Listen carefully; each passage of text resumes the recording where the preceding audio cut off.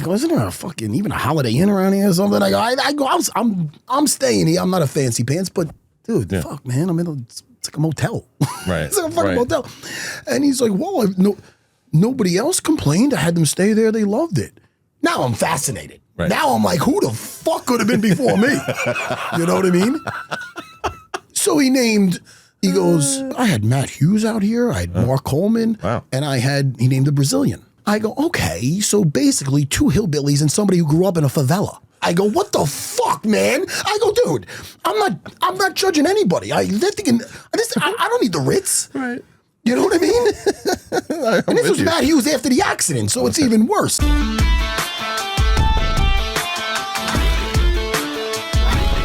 Welcome to another Shoot the Shit show with myself and my great producer, Kristian Harloff. Say hi, Kristian. Hi, Kristian. Take your hat off. No. Take your hat off. What is right this now. new thing you're doing? This is a new thing. Cut it out. You never. Stop it. It's the only time I can actually say cut it out to you and not get beat up. I found out that you got a thing with that. Yeah. All right, I'm not going to bring it up again. Okay. I definitely will, but just not every. Hey, not every. Listen, episode. I've been on this show long enough. I know it gets you too. I'm trying to think now. Let's move on. No. What gets me? I'm trying to think. I'm not going down this road. Not the bald thing. I've seen. It can't be the height thing. No way. I'm not. What could it be? Listen to me. The fat thing. I'm in shape now. No, you're not. I want to know what irks me. I want to know what irks me when you irk me. This is not a therapy session. It fucking is my show. Give me a therapy session if I want, cocksucker. On the Harloff show, do what the fuck you want.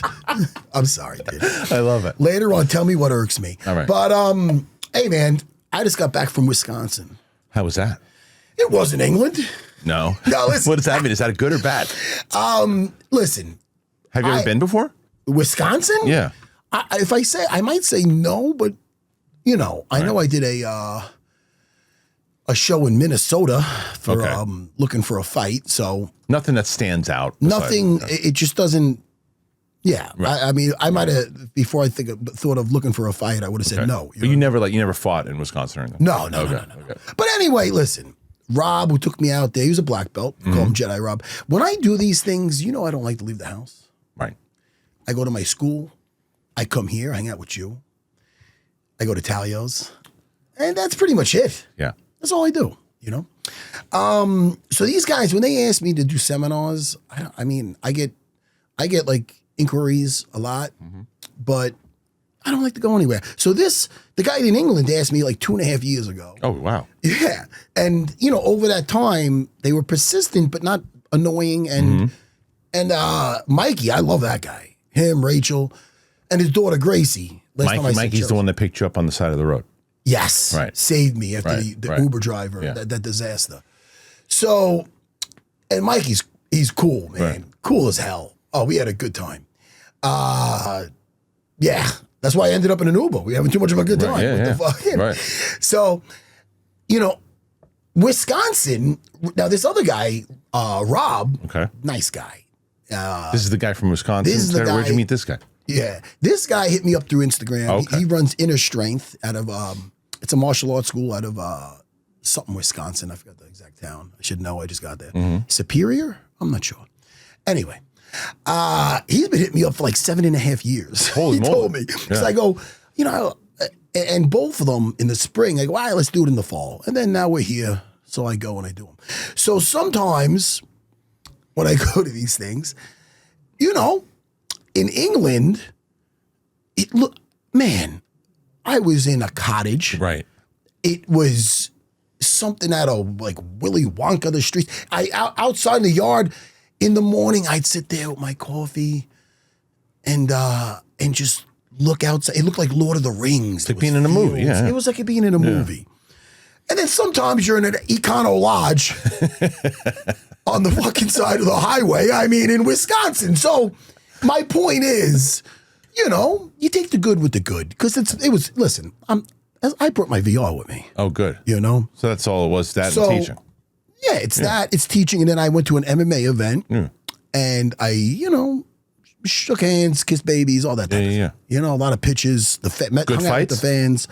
Absolutely not. But Wait, what was wrong with the fight? No, the fights were good. The fights weren't okay. bad. So the kids had heart. Oh. Guys, let me tell you about my buddy's new online community called 3 Punch Convo. 3 Punch Convo is an online community for real MMA fans and pro fighters to interact. No toxicity. That's important for me. No toxicity. It's built from the ground up by 2 lifelong MMA fans. It's a way for fans to get closer to the action, hear behind the scenes insight from fighters, break down fights and matchups, and a lot more. No trolls, no bullshit, no toxicity. If you're a diehard MMA fan, or it's the best $5 a month you're gonna spend. There's no way what a value, $5 a month. They've got some awesome guys involved in it, including some of our guys. They got Naz Sadikov. They got Matt Steamroller Favola. Hey, man, those are my people. So head over to 3punchconvo.com, sign up using code Serra to grab your first free month. Let's go. 3 Punch Convo. Okay. You know what I mean? Okay.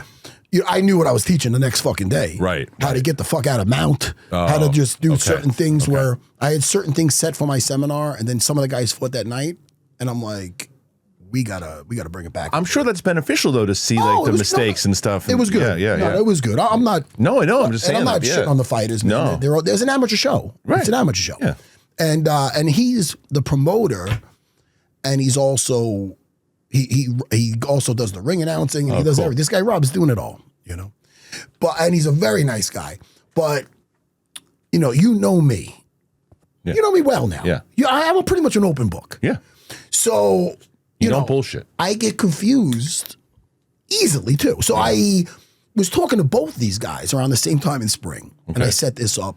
Oh, okay. And it seems that I had a way different conversation with Mikey than I did with Jedi Rob. In a sense, I got certain things I like. Yeah. You know what I mean? And I kind of need. I want to talk about that too today, because we're shooting the shit today. We're shooting the shit. Me and you. That's what we do. I'm not going to break your balls about the hat anymore. Yes, you will. I won't. You're a good looking. I seen you in the thing you sent me. We'll talk about that in a second, because I wanted to ask your opinion on it. Okay. Oh, what? Your pilot? Yeah, the thing. Oh, dude, I didn't know if we could talk about it. Yeah, we can talk about it. We'll talk about it in a second. We'll talk. Why don't you finish your show? Let's save it. Yeah, because you know I'll go left. Yeah. Where was I? You were talking about Wisconsin. the difference. You were talking about the difference. Yeah. So, you know, Jedi. The difference is Jedi Mikey and over in England, Yorkshire. That Yorkshire clip went wild. It did. Yeah. True story. Yep. You know, I arrive and. You know, I like certain things. Yeah, you're talking about Wisconsin now. Espresso. I'm talking now about Jedi Rob in England, and I'm going back and forth. Okay. So wait, Rob, I thought it was Wisconsin. No, yeah, Jedi Mikey in England. You're killing me. Sorry. So England, right? He knew that I'm 51. I got arthritis. I got a bad belly. I take a medicine for it. Okay. And there's only one thing I take for it. And that's cannabis. Okay. And I'm going to talk about that afterwards. I like to get more into detail because it could be kids watching. Yeah. You know what I mean? So now, Mikey in England's no problem. And I got there, and him and his wife picked me up, and I told him, I go, dude, I hope it wasn't off-putting with me. Yeah. And he goes, dude, the last guy I had here asked for this and that. And I go, hey, all right, I feel way better about this. Yeah. You know what I mean? He's funny. The guy's hysterical. It's so funny, dude, because I brought up listen. He's dropping me off after the thing. I go, he's like, is everything good? Is everything all I'm like, is everything okay? Are you liking everything? Again, great guy, man. I like him. I'm like, dude, I go, yeah, man. I go, look. I go, isn't there even a Holiday Inn around here or something? I go, I'm staying here. I'm not a fancy pants, but dude, fuck, man. It's like a motel. Right. It's like a fucking motel. And he's like, whoa, nobody else complained. I had them stay there. They loved it. Now I'm fascinated. Right. Now I'm like, who the fuck could have been before me? You know what I mean? So he goes, I had Matt Hughes out here. I had Mark Coleman. Wow. And he named a Brazilian. Okay. I go, okay, so basically 2 hillbillies and somebody who grew up in a favela. I go, what the fuck, man? I go, dude, I'm not judging anybody. They're thinking, I don't need the Ritz. Right. You know what I mean? And this was Matt Hughes after the accident, so it's even worse. Right. You know? It's fucked. So anyway, I thought that was This is hilarious. I thought it was fucking amusing. Of course it is. Yeah, of course it is. And so where did it land? You stayed there? Oh, yeah. Well, I stayed between there and the metaverse. I was in my fucking... Okay, you're right. Right. You know? But, yeah, what a crowd there. Yeah. How long were you there for? I was there, when did I go? Friday? So I was there Friday night, Saturday night, and Sunday night. Oh, wow. 3 nights. 3 nights at the Econo Lodge. And I'm like, listen. You were in the Matrix for those 3 days. Oh, dude, I was... And now the guy doesn't think I need my fucking cannabis. No shit. I'm in VR the whole time, doing push-ups and squats. And near there, it's funny when you're on the road. Yeah. Like, and I heard... The food, like nothing. Well, it's like you might... Did you ever travel with your comedy? All the time, yeah. Okay, so you could relate to this. Because when I hear comedians talk about on the road, I hear Louis C.K. And I'm like, dude, I could so relate. Because you get brought in to do something, like with a comic. Like I hear you talk about it. But for me... very similar, because you don't really know the people that much, but you get brought in, you get put at your place, and you're basically, and I'm not, this is Louis C.K. said it, or somebody else said it, but it's like you feel like a drifter or something. Like you feel like a fucking, you know what I mean? Yeah. You're not, so I walk out of my Econo Lodge, and I'm like, all right, there's a Mexican restaurant. I see a fucking Subway in the distance. Always a Subway. There's always a Subway. There's always a Subway. Yeah. So I'm in there at the fucking Mexican spot eating by myself. Yeah, right. It's just such an odd feeling. Yeah. You do feel like a drifter. Yeah, 100%. Absolutely. It's like Rambo in First Blood, walking down the road. Now, yeah, exactly. That's what the fuck I felt like. Yeah. So, let me talk about the cannabis for a second. Yeah, sure. Because I like to. I'm an open book. You know what I mean? And I mention it here and there, and I don't want a teenager being like, oh, I like Matt Serra. He's cool. I'll start smoking weed. And you know why? Because this is the thing. I used to be a fucking monk when I was training back in Henzo. Was that 20? When I was 25 in that clip? Yeah. I wouldn't fuck with anything. Right. Anything that could possibly harm me in any way. Slow you down. Slow me down at all. For me being the machine I needed to fucking be. Right.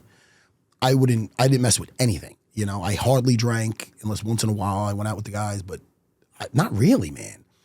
There was a certain point I wasn't even out getting laid or anything. I wasn't even out looking for. I was just women weak in legs. Man, it was crazy. But that's 25. Yeah.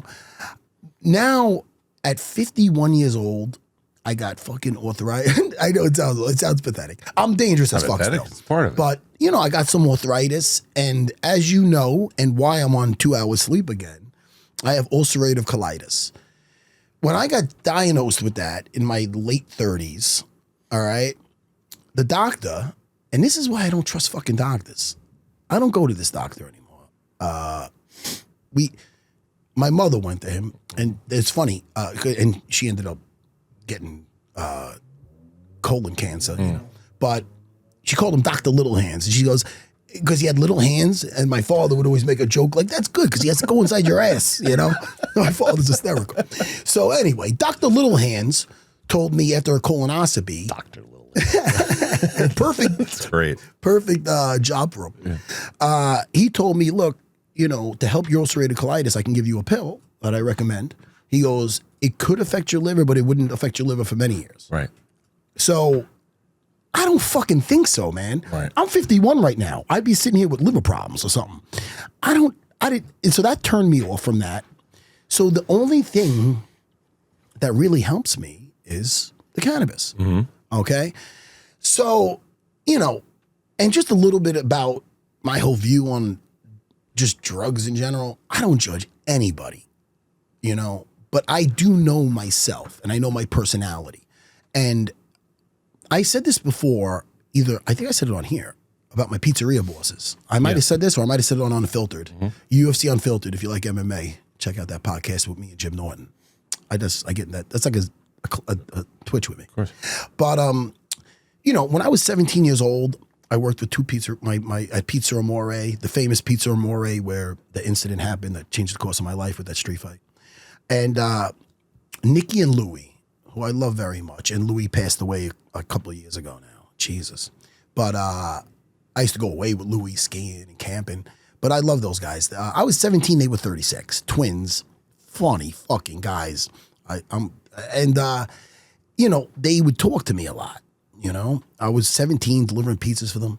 And they were just hysterical, the stories they would have, you know. And one of the things they were really open to me about is, and what they said, they were just like really, they had a problem at one point with like cocaine, you know. And to their credit, they got over it. Both of them. Both of them. Yeah. Both of them. No, that was when they were a little bit younger. Sure, but they told me, they go, Matt, all you have to do is try it, and you'd be fucked. You'll be fucked. You know, and that scared the shit out of me. Mm-hmm. So to this day, and well, I'm never going to, but I never tried. And I don't. And guys that do, hey, listen, there's different people out there. I just know myself, right. And they scared the shit out of me, and I'm glad they did because I'm not a peer pressure type guy. You know what I mean? You on cocaine would scare everybody. People like that. You know, nah, dude, that'd be fine. I couldn't even imagine. No way. Send you off to war. I wouldn't even take a fucking Adderall or anything. No. I don't. Yeah. I'm pretty wired. I'm good. I like my caffeine, maybe a Zyn or two. Well, that's a perfect example though, because the first time you did the Zyn was on Rogan. There you go. And now here we are. Now today. here I am. Thanks, Joe. You fuck. Right. No, yeah. I mean, but you were saying about the pizzeria guys. Yeah. So when they had that talk with me, it really just, I'm so happy they did, you know, because I've been in circles where people breaking shit out and it's not even a thought. Like, you know what I mean? Right. Yeah. So, you know, I'm not that fucking, you know, that guy, that druggy guy, you know, but, and it's very important, like guys coming up, guys training, you know, there's some guys that could like smoke weed and train and for a fight, like look, like Nick Diaz beat the shit out of Gomi, high as balls after he got tested. Okay. He got suspended after that because it was illegal, but he was. They tested his levels were supposed to be really high when he fought him, so I think he must have smoked right before. Crazy. Yeah. But his cardio was insane. You know, the thing about the weed is it could make you too complacent. Am I saying that word right? Yeah, complacent. You just, and then you're not, next thing you know, you're not achieving your goals, possibly. And so that's why, and also if you have schizophrenia or something, I seen it affect people the wrong way. I seen people smoke it, like kids I grew up with, next thing you know, they get into harder shit. So that's my perspective on it. Like for me, at 51 years old, that's my little trifecta. Sure. And it helps me with my stomach. Helps me with my fucking arthritis. I don't like to smell like it. If I'm at my school, I'm always showering. I'm always clean. Yeah. But I just don't want to be that guy that fucking, you know, as a good human. I don't want to be that guy to like see kids listen to this or anybody being like, sure. Oh yeah. Do you know what I mean? It's a different state. At 50, do what the fuck you want. I think also we're in a very different place because you and I come from the same generation where the weed was such a illegal, demonized. It was demonized. Yeah. It was such an illegal thing that it's finally at the place now where I don't see it as a difference. If you were talking about, well, I had a glass of wine. I need a glass of wine every week, right? Every day for something. It's like a lot of people do that, but they don't get that perspective of like you said. Because I think you said it very well. When you were training, you weren't doing any of that. You were straight-laced. When you were now, it's like, yeah, you get old, you take, not only to take the edge off, but for your medical stuff. And I don't think there's anything wrong with it at all. And I think there's some people who are straight-laced that I know that are like, do your thing, but it's just not for me. No, it's for me. It's definitely for me. I'll tell you that. In Wisconsin, shit, man, you know, I'll be going back to England. Hey, Mikey, Rachel, I'm coming back. No, but Jedi Rob, I will come back and I would teach his guys again. And because that experience was fun. No, listen, the fans were great. Yeah, they were really appreciative. That's cool. You know, there was like a sweet, like a kid, a little girl, who was my daughter's age. And she was like, thank you so much. It was like stuff like that sweet. Yeah. Like, you know what I mean? Yeah. And like the young kids were good. Yeah. No, listen, it's all positive. Yeah, I like nothing but positivity. Sure. All right. Well, positivity. What'd you watch when you were in Wisconsin? Heard you watched a good TV show. What did I watch? Oh, fuck! You gave me you gave me just Give you a softball. Softball. You whiffed. Hey, man. Now listen, I am so genuinely happy that I liked the pilot that you gave me from a thing that you shot probably how was it? 10 years ago? 15. Yeah. A younger Kristian Harloff with some of his comedian buddies doing it was a pilot. Yeah. And I want to talk about, are you able to talk about anything you're looking at? Yeah, sure. Okay. Yeah. So you're looking to, now if that's now the pilot you showed me, like I was so happy that I liked it. And I genuinely liked it. It was like 40 minutes long and I was starting to watch it and I'm like, you know, am I just going to turn this fucking thing off to be honest? Yeah, I'm like, am I going to have to fake through this? Right. And it was funny. It had like almost like a Tires vibe where just being real, which a few years ago, there's no way you're pitching anything like this because everybody's very uptight. But it looks like things are swinging back around with a root.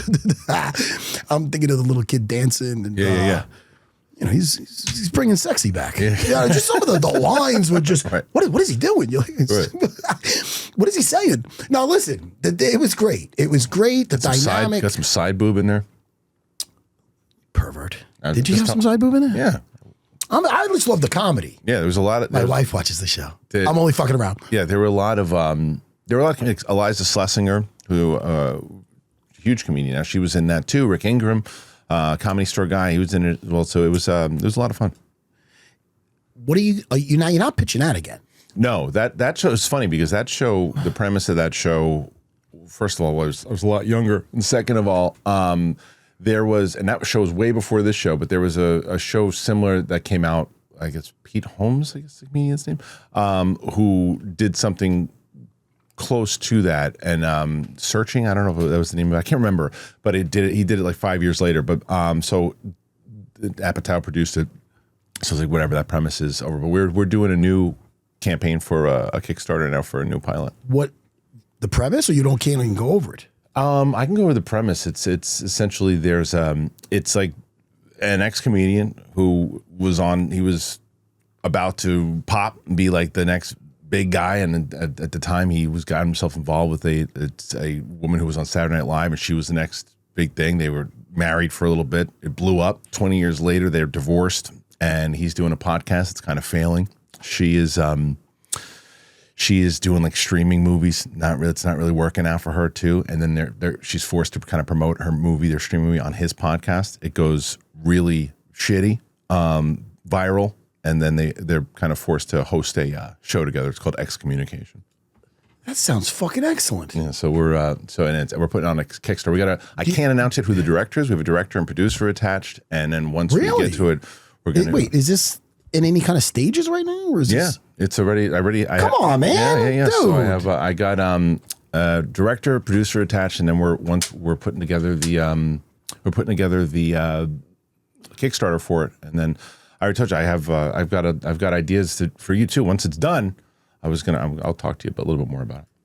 You already told me a little something. I did. Yeah. I want you to be the guy. We'll talk about that. Yeah, we'll talk about it. Yeah. But I'm excited for you, man. That's Thank really you. exciting. Just don't get too big for this. The people. Way. We're having a good time. We're growing. Of course. Let's talk Peacemaker. I'm done with it. Spoiler alert. Yeah, do spoilers. I don't really care. Spoilers. I'm only episode 3 in. Oh. I know. It's okay. You can spoil it. I don't You care. sure? Yeah, I don't care. I was going to do it anyway. Yeah, spoiler. No. Listen. Now, this is the thing. Overall, I enjoyed it. But there's certain things about it that irk me. That just are like. I know. I've already heard one of the bits. I knew immediately. I bet you Matt, Serra hated that. Are you going to bring? I want you to. Can I bring it up? Take a guess. It's about a face fucking thing. About Tim Meadows, like gets face fucked by somebody, or something happens, like some weirdo Face fucking. like something happens, like some weirdo thing where, like, I guess like something face fucks him is what I heard. I'm maybe, but that's not it. No, that doesn't stand out. Okay. I'll tell you what stands out. I'm surprised. That's funny. I'm trying to think the face fucking. Yeah, I don't know. Unless it's when something got his face eaten, but maybe not. I don't know. I mean, listen, as far as with that, from the first fucking episode, yeah, no, but listen, there's a difference with being acceptive and like not being prejudiced against anybody, and then wanting to see fat naked guys kissing flaccid dicks and just just it's a fucking soup. And I'm not being prissy about it, but who is that for? James Gunn, you fucking weirdo. And I like James Gunn and Guardians. The problem with James Gunn is you're watching Peacemaker and all of a sudden you're seeing his political fucking views. This is the fucking problem. Now, I don't like, all right, major spoilers, all right? I love the premise, man. And you know, John Cena is great. The supporting cast, they're all. And you like season 1?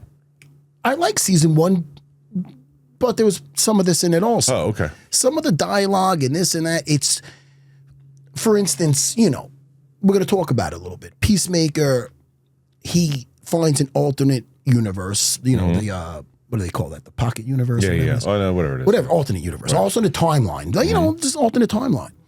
And oh my God, it's too good to be true. The brother that he killed when he was 8, now he's back alive. His father's alive. His father seems like a good guy. They're all superheroes in there. He ends up killing himself from that one by accident, you know. And then he's going back and forth, and he's like, "Yo, I'm a hero in this world. It's just a perfect world." So I love the twist where, you know, he stops a terrorist organization, but they're really the good guys going against the government. And the government ends up being, he gets like an American flag and he opens it up and he sees a swastika on it. So now in this universe, it's a bunch of racists and we lost the World War II or whatever, you know? Yeah. So it was, you know, that thing. It's like if Hitler won type thing. So, you know, you get little things, man, where it's like, it's a great premise. It was cool. It was fucking cool. But you start just seeing James Gunn's left-leaning ways, and it's just like, dude, why are you bringing this in the... Like, in other words, the little judo master, very cool. I don't care if he's straight, bi, or anything else, but James Gunn does for sure. He's just got to be like, they're talking about it, him and the, what's the black girl's name? I forget.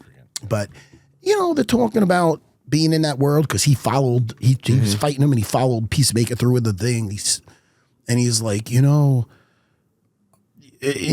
here it's, you know, if you're an immigrant or if you're either bisexual, homosexual, and this and that, you know, everything that I am, you know, it's like, all right, the kid's a little whatever. So, all right, so they throw that in there, and then, then all of a sudden she's like, well. And I'm paraphrasing a little, but this is, you know, sometimes I think where we came from is not much different. Oh, really? Really? We're a bunch of fucking Nazis over here. Dude, fuck off, man. I mean, I don't know. I feel like that's, like, yeah, they're in a Nazi world. It's fucking crazy, and it was a cool twist, but you got to give those little fucking political little fucking, like, his little ideology. Say it again. Ideology. Take that, fix it up in post. I will. Okay. Ideology. You got to get his ideology in there. Guys, listen. I'm not saying Battlestar Galactica. I'm not saying I can talk. Galactica. You got it. Galactica. We'll talk about that soon, it takes too. me a little bit. Where are you with that? Marab Davalishvili. I can say it now. Okay. Why do I not have the confidence? Probably fucked that up. But the point is, it's little things like that. It's like, all right, James Gunn, whatever. And it's just, I don't know. It just annoys the fuck out of me. The show definitely, for the second one, it didn't do very well in the ratings. And I didn't get a chance. I'm going to finish it. I keep saying I'm going to finish it. I watched episode 3. I know everything you talked about, I already knew. Dude, it's just so, it's just. Is it not even worth going back to? It's exactly what I'm telling you. You know, I like the ending. The ending sets up something very cool. See, Rick Flag, and again, I love Grillo in it. I think Grillo's great. Grillo's the best. Grillo's the best in everything he's in. But he was just, you know, you see his point of view, you know, and he's not he's not really the bad guy. But they kind of, listen, Peacemaker killed his son. Right. So, Rick Flag wants, his point is, with the metahumans, the bad ones, they're breaking out of Arkham. They're breaking out of another place he mentioned. He goes, we need to find a place. He wants to find a dimension where he could just banish them. Mm-hmm. Banish them, they can't come back. So the first guy, how it ends, which, again, spoilers, he gets banished. Peacemaker. They kidnap him, they throw him in there. This is for Ricky, he says. No, he's great, Grillo. See, stuff like that is great. It sets him up in there. I'm hearing there's not going to be a Peacemaker 3. No. Cena's going to come back in the movies. That's what they said, yeah. And that's cool, man. Yeah. So I like the story. It's just all the gay, the fucking, the orgy with the naked fat guys kissing each other. Oh, what are you, homophobic? No, dude. I don't want to, this is not something I want to watch. I just, fuck off. And, there's a song at the end, and I don't give a shit. It's kind of funny. Fuck my heart in the ass. That's the whole fucking lyrics. Fuck my heart in the ass. I'm pretty sure I got that right. My wife's like, am I hearing this right? I'm just hoping the people next door heard you singing that. Yeah, man. And it's just like, fuck my heart in the ass. And it's like, what the fuck? James Gunn, and then you look at him and you're like, all right, he looks a little weird. What kind of tweets did he get in trouble with back in the day? Was it something weird? We'll be here forever. All right, then let's not get into that. Does it have anything to do with anything weird? Again, you got to go through the rabbit hole. I don't want, listen, I was like a fan, man. And a lot of it's not awful, but you're seeing it. You're seeing the guy's political views and shit and his ideology. There you go. I have a question, 2 questions about other TV shows, though. What's up? Talk to me. Talking about Frank Grillo.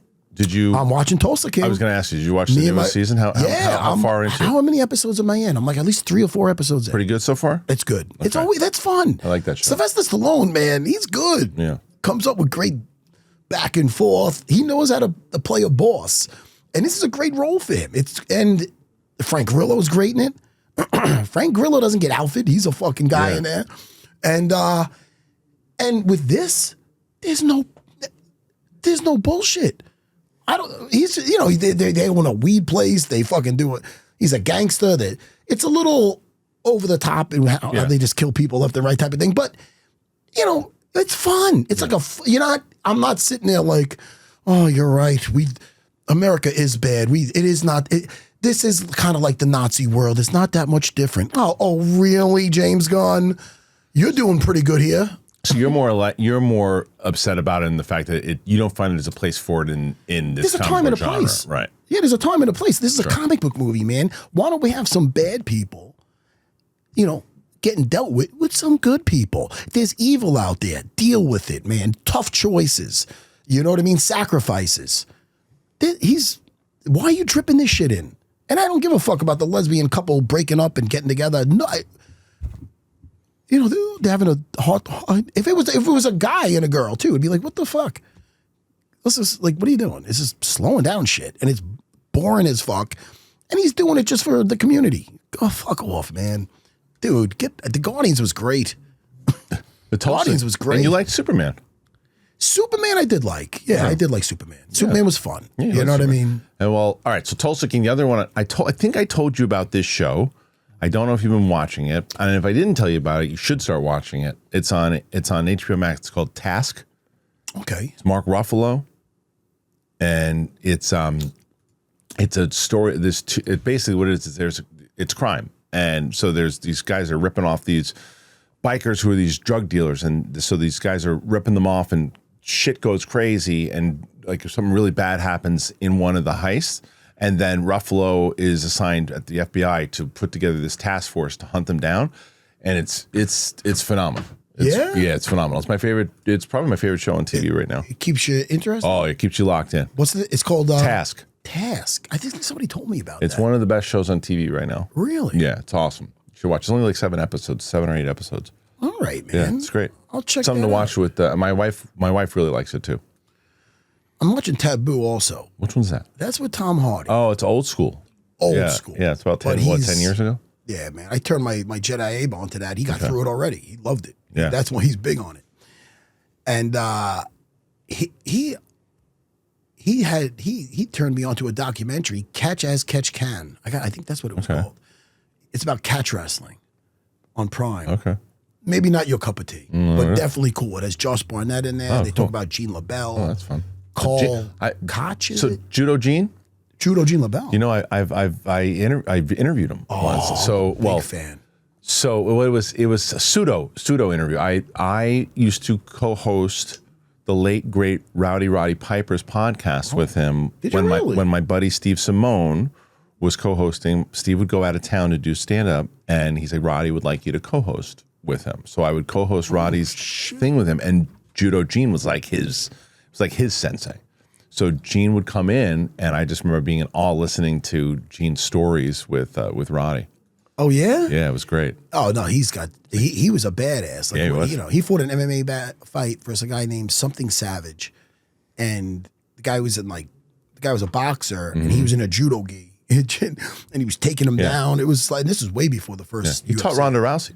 Right? Oh yeah, he's one of her coaches. Yeah. You know, also Josh Barnett calls him Uncle Gene. Okay. Yeah. No, he's a beast. You know, and I had a couple conversations with him. And it was very nice. You know. Yeah. What else we got? Well, there's some movies that are coming out not me. only this weekend, but something I saw. Did you watch the Black Phone? Did you see that when that came out? I just watched that again with my family. The first one. The second one's out. The second one's out now. That was good. The second one? The first? The first one was good. I just saw the second one. Ethan Hawke? Ethan Hawke and Mason. The kid was good in that. Mason Thames. He's a kid from How to Train Your Dragon, the live action too. The girl's really good in it too. I forget her name, but she's really, really solid. She was great in the sister in the first one. Yeah, that was a good movie. Yes. How are they doing a sequel? My wife told me about that. It works. It works. Wait, you seen it? Yeah, I saw it. The sequel works. Get out of here. Yeah, sequel works. I think you were out of town. How do they do that? So without away. spoiling, they really play on the dynamic of the girl this time and her powers of what she got from her mom. And her brother Finn is dealing with the events that happened in the first movie. Got some trauma? Yeah. And then they have to, it takes place about 3 years later, 2-3 years later. So it Same explains cast? what the girl and the boy and the girl, and then Ethan Hawke is in it. And I don't want to tell you how. Okay. I will say that what the Derrickson who directs it pays homage to some classic horror movies. You know, you think of some other ones but Nightmare on Elm Street kind of stands out. Okay. And it plays off of the lore. It plays off the genre. It's not as good as the first one, but it's a solid sequel. It worthy sequel. Yes, and it does something different. That it doesn't just try to play off the beats of the original one. It does something. It puts them in a different place. It's like, oh no, how did he get locked up in a thing again? They don't do that. It's pretty. It's solid. It's entertaining. Is it out yet? Yeah, it comes out this weekend. Oh snap! Yeah. So this weekend, if you're going to see that, if you're not going to see it, you can do a reaction on it for the channel. Tomorrow. Yeah. Angelina Serra, 16 years old, has her first kickboxing match. Oh shit. At the Westbury Space Theater. Okay. And my wife is going to have her last, she'll probably still do jiu-jitsu competitions and stuff. But as far as she won just an amateur title in kickboxing. And now she's going to have a boxing match. That's great. Just boxing. Just boxing. Okay. She has it's funny. She goes back and forth between orthodox and then she same thing, but she does like a Philly shell. Dude, my wife is quite the pugilist. Yeah, I love it's that. crazy. I love man. that. It's crazy how good she is with the striking now. You know, she's fully capable of doing the program at my school. That's great. You know, I don't want my coach Colombo to get worried though about your job. But yeah, she's great, man. She's gonna be spending a lot more time done with this coaching my daughter. Well, you bring up boxing, speaking of your wife boxing, have you seen the trailer yet for the Christy Martin story, the Sydney Sweeney doing it? I think I did. Looks pretty solid. Looks pretty good. Did you know her story pretty well? I think I met her before. Did you? Maybe I didn't, but I do remember her. Do you remember her story? Like it's pretty crazy. She dated the manager or something? The trainer? Yeah, so Ben Foster was her manager, but plays the manager. And he she was like one of the biggest female boxers like ever. When she fought on the Tyson Bruno card at their second fight, and she on this pay-per-view, and she blew up, and she was like really popular, but her boyfriend / manager was like a lunatic, and I think, I don't know if he stabbed her or shot her. See, but he did. He She alive? She's alive now, but she was almost not. And she kind of fought through it, and Sydney Sweeney, I'd really never seen a lot of stuff with her except like Madam Web, but I'll tell you, she looks really good in this role. I don't know, I haven't seen the movie yet, but the trailer looked good. She's the one with the jeans? Yes. Okay. Yeah. Well, I'll check that out. When is that coming out? Pretty soon, but that's good transition into some of the movies coming out. Let's go. You got Black Phone 2 that we just mentioned, which is coming out this week. I don't know, the Springsteen movie. You a Springsteen guy? Not really. Yeah, Springsteen movie comes out pretty soon. Christie comes out November 7th. All right. Yeah, so I'm interested in that. Nuremberg, which is a World War II movie guy, or not? I'll check it out. Nuremberg is with Russell, guys. That one I saw. Russell Crowe and what's his name? Rami Malek. Predator has a new movie, Badlands. It looks interesting. Yeah, that comes out November 7th. Now, I'll tell you what I didn't hate. What? And I kind of liked it, was the animated one. I heard that was really good. That was good. I didn't see that one. That was good, man, because, they gave shine to everybody. They had all different characters in there, and that's what I like. I like when everybody gets their time. Before we continue on with this, because I see one of the movies that's coming out that was actually promoting, I finally went to my first New York Comic Con. I went for a day. That's the one I didn't go to. I know. That's the one you didn't go. I went for a day. I went on I think it was Friday. I'll tell you. And I brought this up on my show. You've been to those before. I've been to the San Diego Comic Cons like 12 years in a row, and then moved away, didn't go. But I had never been to the New York Comic Con. How'd you like it?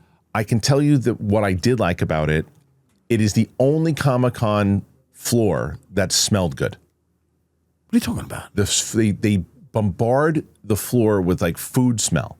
Oh. So it blocks out the horrendous body odor and everything else. Oh my God. And it's like, does it usually stink? Oh, dude, Mark Ellis and I went to a con. I can't remember if it was Comic Con or Star Wars Celebration. I can't remember what it was. But I'm telling you, man, I was walking with Ellis, and I remember where I was. These nerds aren't washing? But I don't know what it was. I walked with Ellis, and somebody walked by me, and it wasn't a body odor smell. I don't know what it was. It was this smell that I, to this day, then thank God, never smelled. It brought me to my knee. I went down, and Ellis goes, "What's wrong?" I go, "You didn't smell that?" And it paralyzed me. That's how I felt with those girls with the armpits in front of us. Oh, that was bad. What that was really that was onions. That Superman? What was that? What movie was that? What movie was that? What movie was that? I don't remember, but it was Fantastic Four. Was it Fantastic Four? Yeah, I think you're right. Yeah, I'm like, yo, we can't. If I would not, if that person was sitting next to me, bad. I couldn't take it. That was bad. Yeah, that was pretty bad. But I would get off a plane if somebody sat next to me like that. Wow. I almost did that with you. You learned, as you said, I'm learning about you. You're learning about me. We went to, when we saw The Smashing Machine. Yeah. They never do this at these press screenings. And they gave us reserved seats. I don't do reserved seats. I get there early for the press screenings because I like to sit in the back and I like my seats. They had reserved seats an IMAX. And I said to you, if they give us too close, I gotta leave. Yeah. I said, I can't do it. And that was the only time I was like, and you saw me in that mode. It was like when I go to the airport, I'm like, and they were very, very nice. Well, how are you at the airport? Got to get there. I don't care. I got to get to the airport. It's like when you're at the airport, are you good? Once I get to the gate. Oh, you have to get through? I got to get to the gate. I get my family. My family can't stand it. Why? Because it's just like, let's go. It's like no, I do not want to be late. I want to get there on time. Sit your fucking asses down now. You can do everything else you want to do, but we're getting there. We're not being late to the flight. What, did you ever miss a flight? Sounds like yes, I did. You're scarred. I did, but it wasn't my fault. I was performing. Actually, bring that back up. I was in Jacksonville, Florida, and the guy I was with, big drinker, and he was up late. I go, dude, we got a very early flight, and I couldn't get the guy up.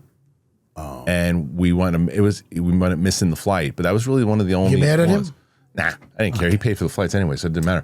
But I was but that and then I almost missed the flight going to the Creed junket one time, but I didn't miss it. But no, that's why I get there early, dude. I like getting her. I like being places early. Nah, man. Why'd you look at me when you said that? Do you not get? Oh, no, you're pretty bad. I'm pretty bad? Yeah, you're pretty bad. I'm not. What was I? 10 minutes? 15. 12. I'm just saying. You're not. I mean, you want to be honest. I'm pretty good. I wouldn't say that. If you said, yo, I need to start at this time. You would be here. You'd be here. But, I'd be here early. But if not, you got some leeway. You know I got ass problems. I'll bring it right back to my ass. Trust me. I'll tell you, I love Talios, but I went in there last week. Talk to me. There was one particular worker, and when I went in, I decided it was no one in that place. In Mineola? Yeah, no one in that place, and I had to catch a train. What happened? Very leisurely, trying to get like a slice. It was like I was super polite. Obviously, I know from our relationship with them and everything. And I took pictures of the Serra slice. Nice. But I was like, yeah, just can I have the balsamic, and talking, like waiting to say, hey, listen, do you want anything I can help you with? And I was again waiting, because my train was coming. It was. You didn't get his attention? Her. And finally, and she did. It seemed like she got the weed that Rob wanted to, that you wanted Rob to get her. And it just took it laid back? It laid back, and finally I'm like, can I have a drink? It's like, yeah. It was like, it reminded me of, it was like, do you ever see Zootopia? Yeah. It's like the sloths. It was like the sloths on the. You know what? I know it's bad when you got a train to make, but I'll deal with that better than rude. I don't like. I'm never rude. I'm never rude to the.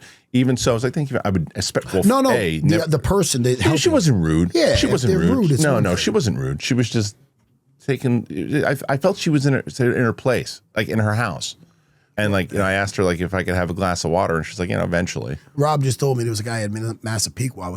And he goes, yeah, this guy just left. I go, dude, good. That guy was a douche anyway. Right. I didn't like the guy's face. I don't like when, I told him. I told Rob. Rob knows. I go, because I'm just nice. I don't need nobody to kiss the ring. No. I don't try to be like, do you know who I am? I'm not that guy. But when I say, hey, what's up, man? And I hate that. It's like, hey, dude, go. You know what? I take that hello back. Go fuck yourself. Yeah. You looking at me with that stupid face. I'm with you because I'm just trying to be nice. For me, restaurants. I worked at a restaurant, so like any single time if I'm ever with anybody who is rude to a waiter or rude to anybody else too, I put them in their place. Oh, I don't like that. I just cannot. But when you're in a place of business and you try to be nice and someone gives you like a it's like you're really you're right. The fuck is your problem? Right. It was, and like I said, this woman was not rude in any means. She just seemed like she was. She's got a good staff, Robert. Yeah, she was taking a vacation. I'm happy for him. He's opening up next door in Massapequa Park. He's got a little bar opening up next door. That's great. Nice. Pizza is. I'm telling you what, though, I would have waited a while to get the slice that I did. It was excellent. Every time I eat that shit, I'm like, yo, this is the best. I had taken a cheat meal because that's what I was like. I'm using it on this. It's so fresh. It doesn't feel like it doesn't at all. And because that Caputo flour. My wife orders the Caputo flour now. And I get that. She bakes bread with it. I will tell people that if you go to Talios, he doesn't eat this one as much, but get the burrata slice and ask them to drip the balsamic on it. It's one of my favorite slices like ever. Sure. Don't plug the Serra slice. I haven't had it yet. I almost got it. Hey, anyway, great show today. Cocksucker. Fucking just leave. How the fuck? I took a picture of it, but I felt like I needed to try it with you there. Walk out. Yeah. Well, please put that on your bucket list to try my. How many buddies of yours have a slice of pizza named after them? I know. Who in general has a slice of pizza? It's true. Thank you. You're welcome. I feel like I made it. You did. And you want to hear more movies? Yes, I do. Please. Right. Well, yeah, we shouldn't say anything yet about who we might get on the show, right? Because you sent me a cool text yesterday. Oh, who? Weidman? No, well, yes, Weidman for sure, but there was also Kerr. Yeah, well, there you go. I just spoke to him, so I mean, he said he wants to come on. Cool. He's a nice guy. Yeah, he said he's been real busy and he's lightening up a little bit. But I believe we will get them on within the week. And I've been talking to John a lot. I like John. John. Glass. Oh yeah. So he was great. All right, November 21st. You got. Were you kids gonna want to see Wicked for good?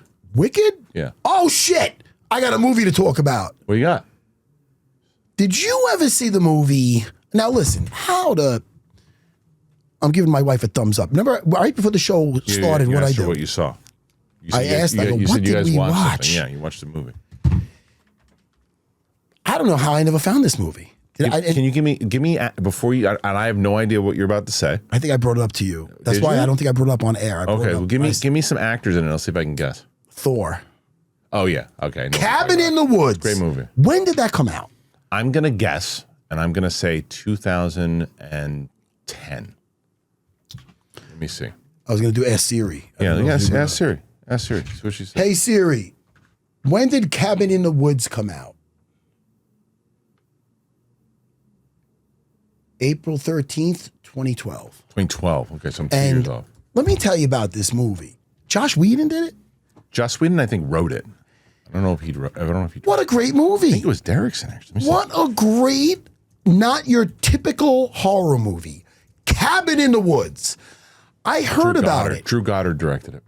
Hey, Drew Goddard. Good job, Goddard. Yeah. Good job, Goddard. I don't know what else that guy did, but he did a lot of good stuff. Yeah. Well, is this movie appreciated enough? Yes, very much. People who saw it, really liked it. It was a solid film. He was cast. Chris Hemsworth was cast in that right around the time right before Thor. He did Cabin in the Woods.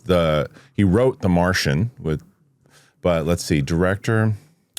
Let's see, I'll tell you in a second. Cabin in the Woods was not your typical horror movie. You think it is starting like that. Bunch of kids, they go up, I almost don't want to say too much, but it's what can I, it's almost like, what's the Jim Carrey, the Truman Show? Yeah.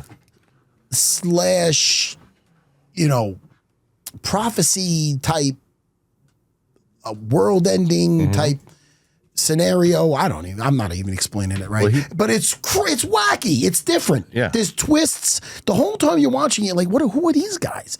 It always goes back to some guys, like almost like the Truman Show. Like, are they just watching them? Why are they watching them? Right. Why and oh man, there's so many cool moments in it. Do you know he also, Drew Goddard, wrote and created the Daredevil Netflix series, which you liked? I did like. I didn't love, but The I liked. Defenders, World War Z, he wrote. So yeah. I like the first season of the Daredevil the most, I think. Okay. Yeah. So there you go. So that's a good one. Yeah, man.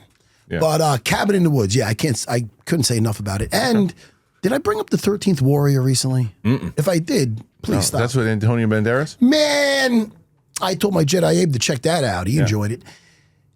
Antonio Banderas. Let me just give you the little synopsis. I said that okay. Yeah. Antonio Banderas is a Muslim guy, and he kind of got banished from his land because I think he was sleeping with high officials or a king's or somebody's wife or something. So he had to get out of there, and he's with some old man. And now all of a sudden he gets hooked up. He's in this big tent thing where there's a fire and there's all these Northmen, Vikings. Now, this little kid, I'm going to do a quick version. This little kid runs into the thing all disheveled a little, and he's like, "Oh, we need help. We need help." And it's right now it's all talking in the old language. Yeah. The old language, whatever the Vikings speak. What do they speak? Nordic? Is that what it is? Something like Nordic, yeah. That's type. So, and he's asking the old man to translate for him. Like, what are they saying? What's going on? So basically, this kid's coming there saying he needs help from this great Viking and his boys, because the village is getting raided by these. That he's saying they're like half man, half beast, and this and that. They come in at night. They come in a fog, and now all of a sudden the old witch lady comes out, right? Like one of those old like fortune teller type ladies, and she has bones and she's throwing it and she's saying something. So they need 13 warriors. 13 warriors to go there and handle this. So now in this scene, I love this scene, because in this scene, it's like there's a little music playing where it's getting you pumped up, where the guys are stepping up one by one. Who's going to go on this journey? So the first guy goes, Yeah, man, you know, they're like, yeah, people cheering him on. Another guy speaks up. Yeah, so in Nordic, they're like, you know, count me in. And they're all one by one. They're doing it. You see Antonio Banderas like, this is wild. Then everything gets quiet, and then they're all looking at him, and he's like, what? You know, he looks at the old man. The old man goes, the old lady said, the fortune teller said, the 13th man has to be no Northman.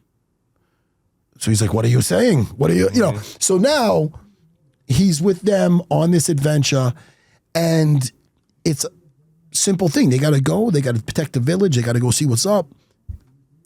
Just fun. Just a nice adventure. Nice. Let's fucking go. You never seen the 13th Warrior? No, I don't think so. Give it a chance, man. Yeah, oh, you're gonna once you see that scene, you like it, and then you see him, and he's just they're talking in the Nordic, and you see him. The way they do this is great. And it might be moved along too quickly and realistically, but like you see him watching them, and also you see them talking Nordic, and it turns into English because he's understanding it. So it's a nice way to. I like the way, so you see like Avatar when they do Avatar. That second movie they did that with Avatar. Yeah, I forgot that shit. Yeah. I like this better than Avatar, both of them together. Okay, but and it's so simple. And you see him do it, and all of a sudden he like answers back to them like, you know, like with an insult. They're like, how do you know our language? He's like, cause I listen, you dumb idiot. It was just the relationships in it, the characters, you know. I don't know the director's ideology. And that's it, man. It was fun, man. I like to have fun, man. I like to have a good time. I know you do. Well, we had a good time today. Are we done? I think so. All right, what do we do? We did an hour. Shit, man. Yeah, man. Fun stuff. Hey, when this comes out, my wife and my daughter would have their fights, so we'll talk about that in a future episode. Some interesting guests coming up, potentially? I just mentioned Chris Weinman and Mark Kerr, unless they both ducked me, but I believe they're coming on. I just spoke to both of them 2 days ago.